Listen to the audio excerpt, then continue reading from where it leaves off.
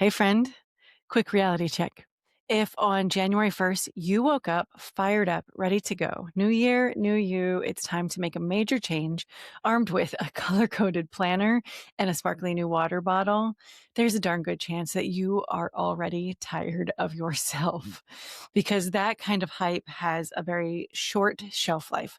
My kind of women don't need more checklists and progress charts, they need permission to breathe. For real. You cannot inhale possibility when you're choking on pressure. And that permission, the one that actually opens your chest instead of tightening it, starts with two deceptively simple but wildly courageous moves. Acknowledge and then surrender.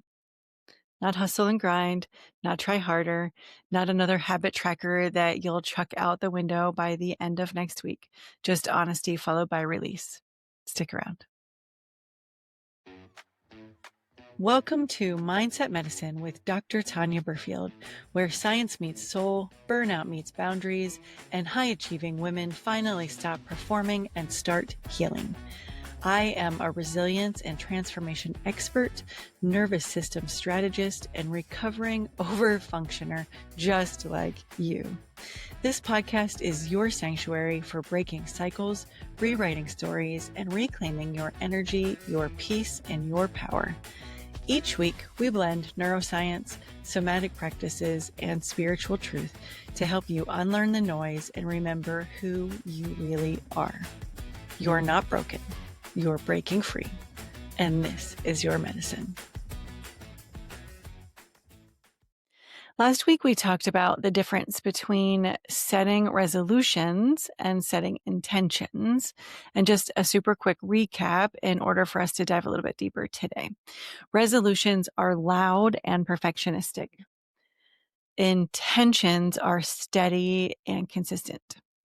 Resolutions say, I will fix my entire life by Monday. Intentions say, I will begin with kindness today. Resolutions are more like an 80s aerobics instructor screaming into a headset. Intentions feel more like a yoga teacher dimming the lights and saying, it's time for you to relax and breathe. Resolutions live in your head. Intentions live in your body. That's why we began the month with Yoga Nidra, the guided rest to create a foundation of presence. When the nervous system settles, the truth gets easier to handle. Yoga Nidra is not laziness, it's recalibration. It's you lying on the floor while your subconscious finally gets a moment to step off of the hamster wheel. If you haven't already, take the time to lean into that space. Use it as often as you need to. Think of it as your emotional charging station. And now that we have started this year differently, now that we're calm enough to sit inside of ourselves without twitching for our phones or snacks or distractions, let's talk about what we do with the truth that we are uncovering. Most burnout or anxiety or I'm not fine kind of functioning is built on not looking, not paying attention, covering up and deeply burying what we really should be paying attention to. We stay busy on purpose. Women have learned to survive by competence, by overfunctioning, by being the dependable one, the organized one, the one who handles it all. By creating a safety net, the survival, it quietly wrecks you at home, at work, in your relationships, in your own happiness. So when I ask you to begin with deep introspection, I'm really asking you to do something radical. Just turn and face yourself. That's it. That's the whole thing. That brings us to acknowledgement. It's an interesting word. Sure, we know the dictionary definition to admit the existence or truth of something. But what I'm really talking about when I tell you to acknowledge what is holding you stuck in place, I'm talking about emotional truth telling. I mean, dropping the performance review you give yourself every night at 2 a.m. Acknowledgement means that you need to admit what you feel, the honest truth of what you are feeling. You do it without judgment. Stop minimizing it. Stop comparing it. Stop narrating it as it's just not a big deal. This is not easy, not at all, but it is 100% necessary. So let me give you an example. I worked with a woman who came to me saying, I'm just feeling a little bit stressed. That really meant the translation of that is that she was running a mental triathlon every single day. She was caring for aging parents. She was managing teenagers. She was working full time. She was trying to be healthy. She was trying to be a good wife. She was trying to keep up with friends. She was trying to look calm while doing all of it. She kept saying, I should be able to handle this. And that one word, should, was the alarm bell that she refused to hear. So when we finally got her to pause, when she finally acknowledged the weight, instead of pretending it was just part of adulthood, she could say something more life-changing. And that was, I think I might be exhausted. That doesn't mean that she was feeling lazy or that she was failing or that she was weak. She's just exhausted. And at that moment, she acknowledged that her body could take a real breath and relax for the first time in a couple of years. That's what acknowledgement does. It means the invisible load. It means you stop pretending burnout is a badge of honor and admit that it's a symptom. It's the moment you flip on the lighthouse beam and go, oh, okay, I see the storm now. Acknowledgement is honest. It's often uncomfortable and it is completely necessary. And once you acknowledge, you create emotional awareness. And awareness is always the first domino. After that acknowledgement comes surrender. And timing here is always interesting. Sometimes women will sit a bit in the acknowledgement phase before they're really ready to move on. They need to feel seen by themselves. They need to grieve what they've been carrying. And then other times that relief that comes from just that naming it is enough to catapult them straight into the next phase. Either way is fine. As long as you aren't stuck in a phase of analyzing and judging, you get to move at a pace that feels right for you. Surrender meets you where you're at. But let's clear up what surrender is not. Surrender is not giving up. It is not quitting on your goals. It is not that apathy or the 4 cups of whatever shrug. Surrender is about releasing emotional habits that have been driving, controlling. It's perfectionism, overgiving, the need to prove your worth through productivity. You don't throw in the towel. You don't put down the boulder. Yes, I'm going to repeat it because it's worth repeating, so pay attention. Surrender is emotional decluttering. Think of your mind like a closet. Acknowledgement opens the door and shows you the mess. Surrender says, we don't need to keep all this crap. It's you deciding to stop arguing with reality, stop fighting the timing of your life. To surrender means let go of the story that says you must be perfect to be loved or earn your worth. Let go of the belief that rest has to be earned. Let go of emotional martyrdom.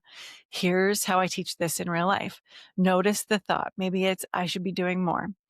Feel your body's reaction. Your chest gets tight. Your teeth are clenched. Just breathe. Long inhale, slow single exhale. Soften the jaw. Drop the shoulders. Release the need to prove. That is surrender. And when you add somatic tools, maybe scrubbing in the shower, tapping on your collarbone, acupressure mudras, dry brushing at night, qigong in the morning, essential oils on your pulse points, you tell your body physically what your mind is deciding emotionally. You practice letting go. Surrender tells the nervous system it's safe to change without force, and safe nervous systems create sustainable women.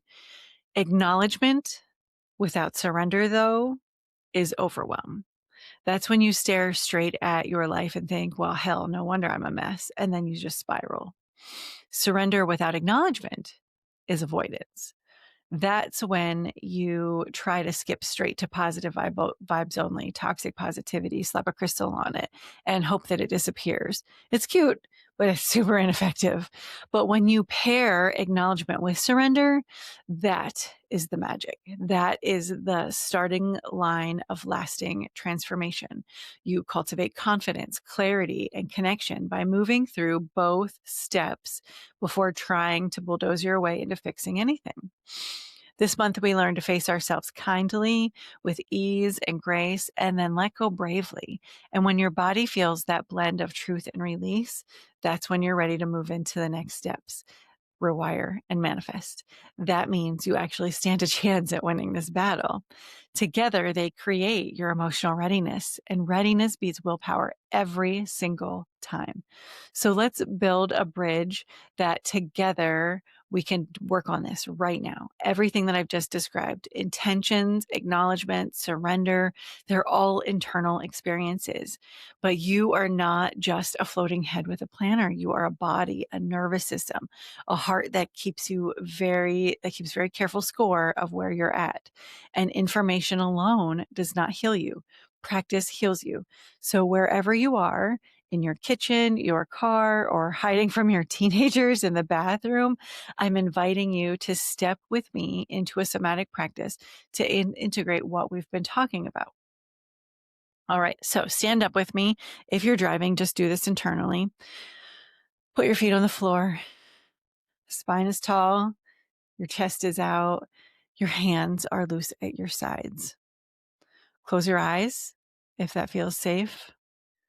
And just take a slow scan through your body. Where are you tight? Where are you braced? Inhale deeply into your chest, right into your heart center. Feel that area expand as you're doing that nice deep inhale. And when you're ready, slow, long exhale. Long, slow, easy. See what's true. Maybe it's that you're worried or angry or lonely or just straight up overwhelmed. Don't fix it. We're not here for that just yet. Just feel it. Acknowledge it.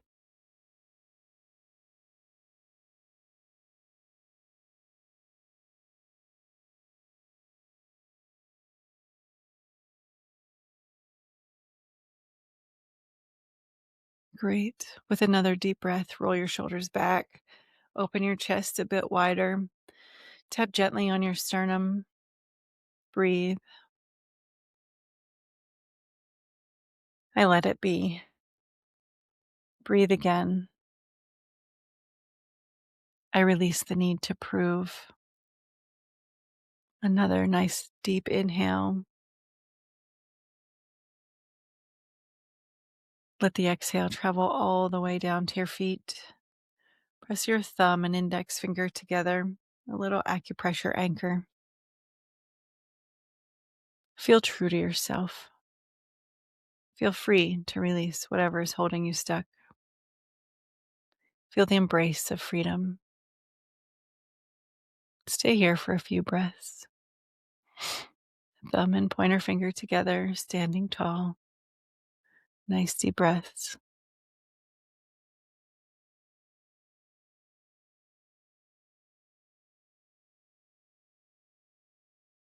Because this, as simple as this seems, is exactly how change begins. Beautiful job. All right, before we close, two important invitations. The first is if this episode resonated with you, if you know another woman who is currently trying to force a January makeover she doesn't actually need, do us both a favor. Share this episode with her. Text it, email it, carrier pigeon it, whatever it is. Real transformation spreads friend to friend. And the universe knows we could all use a little bit more peace in the group chat. And then the second, for those of you wanting to go deeper, I've put together something special. If you haven't seen it yet, the Radical Resilience book bundle. So this is my book, the companion workbook, and the audio journey, all designed to help you move through these steps in a structured and supportive way. You do not have to wonder what to do next. I literally wrote it down for you. You can find the bundle on my website, www.drtanyab.com/resilience. Whenever you are ready, it is here for you. Thank you for spending a few mindful minutes with me today, my friend. Until next time, I love you.